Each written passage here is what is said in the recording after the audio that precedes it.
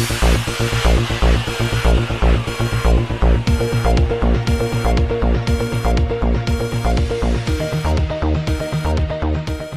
अस्सलाम वालेकुम नाज़रीन। साहिवाल में कत्ल केस की तफ्तीश के लिए लाए जाने वाले मुबैना मुलज़िम की खुदकुशी का वाक़या सामने आया है। इस वाक़े ने पुलिस साहिवाल की कारकर्दगी पर बेपनाह सवालात भी उठा दिए हैं। हमारे नुमाइंदे कराची सईद के मुताबिक मुबैना मुलज़िम अफजल को गुज़श्ता माह होने वाले कत्ल के एक मुकदमा में पुलिस ने हिरासत में लिया था। मुलज़िम अफजल ने पुलिस हिरासत से फ़रार होकर थाने के साथ वाली गली में खुदकुशी कर ली। वाक़े की CCTV फुटेज भी सामने आ गई है। मुबैना मुलज़िम अफजल के पास गन कहाँ से आई? हिरासत के वक़्त दौरान तफ्तीश पुलिस ने मुलज़म को क्यों चेक नहीं किया?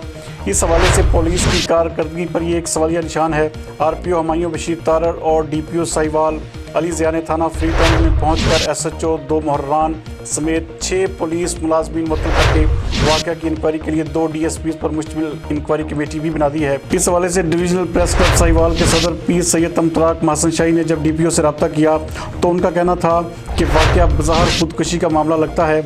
इंक्वायरी कमेटी बना दी गई है, तहकीकात के बाद मीडिया को आगाह कर दिया जाएगा। जबकि कत्ल के मुकदमा में ज़ेर हिरासत मुलज़िम अफजल के वर्सा ने इल्ज़ाम लगाया है कि पुलिस ने अफजल को तशद्दुद करके कत्ल किया है। मज़ीद इस हवाले से देखते हैं ये रिपोर्ट। दोस्तों, RPO Sahiwal, DPO Sahiwal, Mohammad Waseem DSP Sahiwal city ने मेरा ड्राइवर कादियानियां नूं राज़ी करन लई कतल कर दिता। पहलों कादियानियां नूं राज़ी करन लई मेरे ते झूठा परचा दिता कतल दा, हुण उन्हां नूं राज़ी करन लई कतल कर दिता। ओदी लाश थाने तो गायब कर दिती है, लाश गायब कर दिती है। फौरन फ्री टाउन साहिवाल पहुंचो, थाना फ्री टाउन साहिवाल पहुंचो। इन्हां ने DSP है जेड़ा 60 लाख पता मंगदा रहा, मेरा ड्राइवर कतल कर दिता। सारे पुलिस मुलाजम DSP हुण फरार हो रहा। मैं इन्हूं यही क्या मस्जिद तू 60 लाख, मैं DPO नूं दस्सिया कि मेरे को पुलिस 60 लाख मंगदी बेगना होण दा। मैं 60 लाख काहदा दा? हुण मैयत छड्ड के फरार हो रहे आ। हुण फरार हो गए।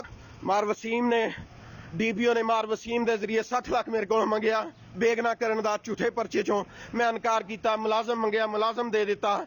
मेरे मुलाजम नूं कतल कर दिता।